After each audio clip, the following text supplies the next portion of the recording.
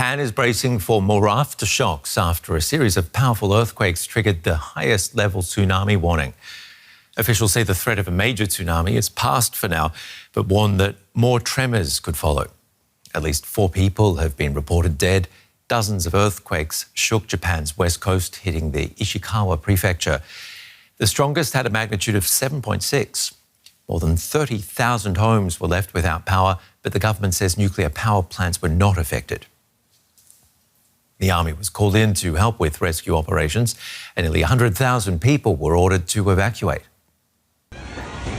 Customers inside this department store in Ishikawa panic and try to take shelter as the tremors hit.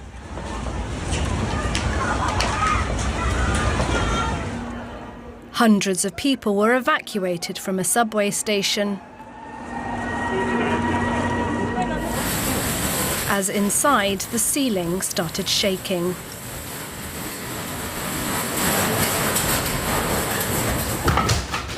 Nearby residents recorded the effects of the earthquake from inside their homes.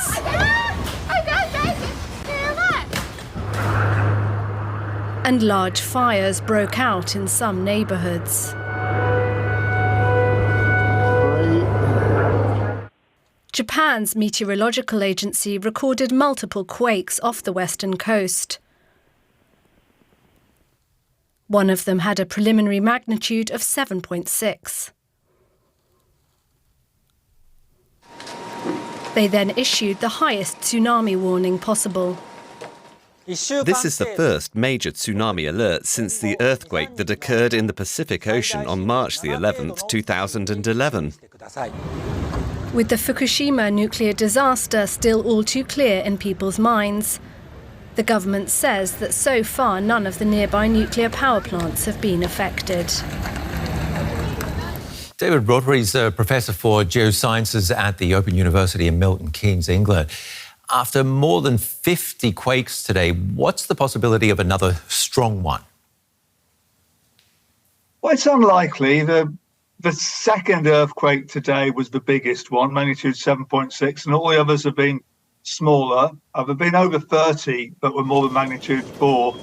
And I expect they will get fewer and smaller in magnitude. But in 2011, the big earthquake that caused a really devastating tsunami that took out the Fukushima power plant that you mentioned, that was preceded 2 days previously by a magnitude 7 quake, then some smaller aftershocks, and then the magnitude 9 hit. So things could turn really nasty. It's very unlikely, it's very unusual for that to happen, but the danger of more earthquakes is not past.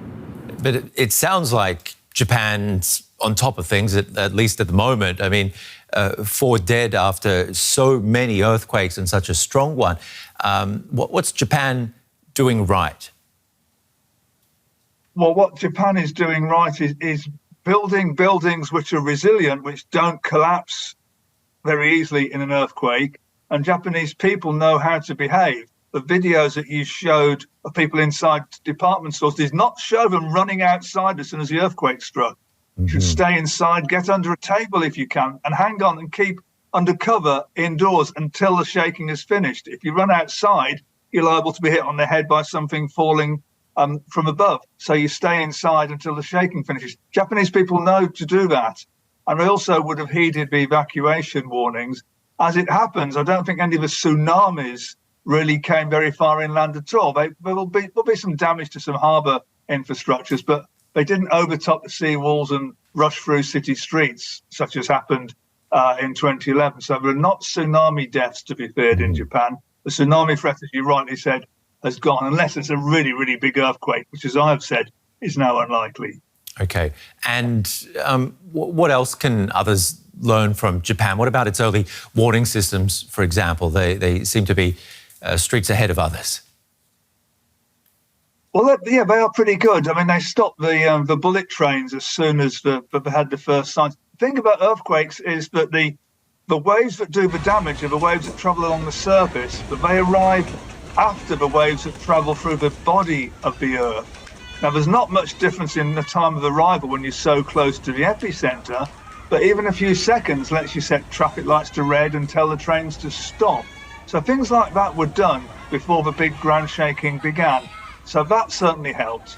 But just having a seismic building code and enforcing it, not letting corrupt people look the other way when buildings are being built. Exactly, enforcing it is one of the big things, isn't it? I'm sorry? Enforcing it is one of the big things, because you hear about many countries taking on these codes but not enforcing them.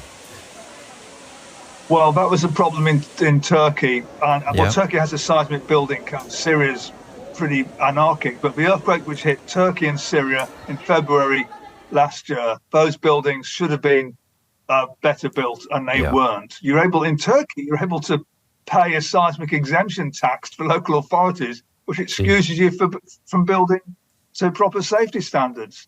I don't think that happens in Japan. That's one thing Japan does right. Okay, David, thank you very much for the insights. Really interesting stuff.